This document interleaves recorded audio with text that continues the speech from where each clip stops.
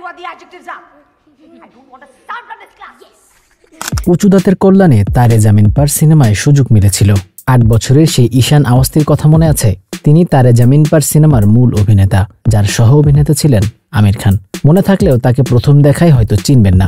সেই ছোট্ট ঈশানের বয়স এবার 28-এ পড়ল। তার আসল নাম দার্শিল সাফারি।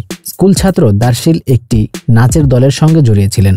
একদিন ক্লাসের ফাঁকে তিনি দেখেন একটি পোস্টারে লেখা, দুষ্ট একটি ছেলেকে খুঁজছি, তুমি সিলেক্ট হলেই আমির খানের সঙ্গে অভিনয়ের সুযোগ পাবা। সেদিনই তার কাছে প্রথম মনে হয়েছিল তিনি অভিনয় করবেন। ভাগ্যক্রমে তাদের নাচের ক্লাসে এসেছিলেন অমল গুপ্ত। তিনি দার্শিলকে দেখে বলেছিলেন অডিশনে যেতে। অমল ছিলেন সিনেমাটির ক্রিয়েটিভ ডিরেক্টর। পরে ভাগ্য খুলে যায় দার্শিলের। এক সাক্ষাৎকারে দার্শিল জানিয়েছিলেন, উঁচু ও এবড়ো থেবড়ো দাঁত নিয়ে হাসি মশকরা করতেন তার বন্ধুরা। তবে দাঁতের এই আকার না থাকলে তিনি ছবিতে অভিনয় করার সুযোগই পেতেন না।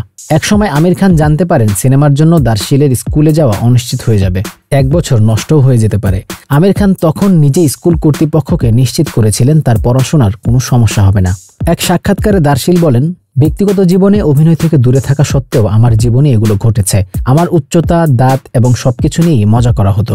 বলা হতো আমার দাঁতগুলো যেন 1 কিলোমিটার পর পর ছিল, কিন্তু এই দাঁতের জন্যই তারে জামিন পারে অভিনয়ের সুযোগ পাই আমি। সে কারণেই এসব নিয়ে বেশি মাথা ঘামাই না। আমির খান দার্শিলের পুরো শিক্ষাবর্ষের জন্য আলাদা শিক্ষা কার্যক্রমের ব্যবস্থা করেছিলেন।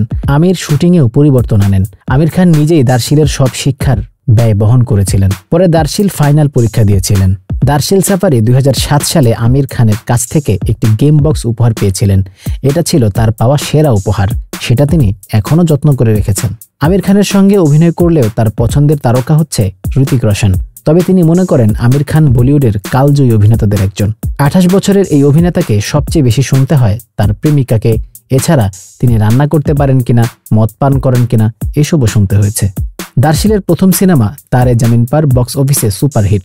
এরপর সিনেমা স্বল্প দৈর্ঘ্য ও সিরিজে কাজ করলেও সেভাবে আলোচনায় আসতে পারেননি তিনি। তবে তিনি পেশা হিসেবে অভিনয় নিয়ে চালিয়ে যেতে চান। তার চোখের কারণে এখনো দূর থেকে তাকে ঈশান নামটি শুনতে হয়। অনেকে তাকে এটাও বলেন, আপনি তারে জামিন পার সিনেমার ঈশান কিনা? ঈশান লাজুকভাবে তাদের জানিয়ে দেন, হ্যাঁ।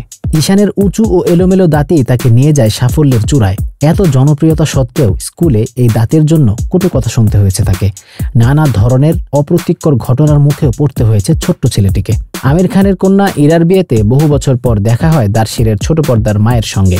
তারে জামিন পার সিনেমায় তার মায়ের চরিত্রে অভিনয় করা টিস্কা চোপড়াকেও দেখা যায়। একসঙ্গে তারা সেলফিও তুলেছিলেন। ইরার বিয়ের অনুষ্ঠানে সেজে গুজে স্যুট বুট পরে হাজির হন তারে জামিন পারের ঈশান। কিছুদিন আগে আমির খানের সঙ্গে আবার জুটি বেঁধেছিলেন। একটি কোমল পানীয় বিজ্ঞাপন দিয়ে সাড়া ফেলেছিলেন তিনি। নানা নাতির বেশেই হাজির হয়েছিলেন আমির খান ও দার্শিল। তারে জামিন পার সিনেমার মতো সামাজিক সচেতনমূলক আরেকটি সিনেমায় হাত দিয়েছেন আমির খান। ছবির নাম সিতারে জামিন পার।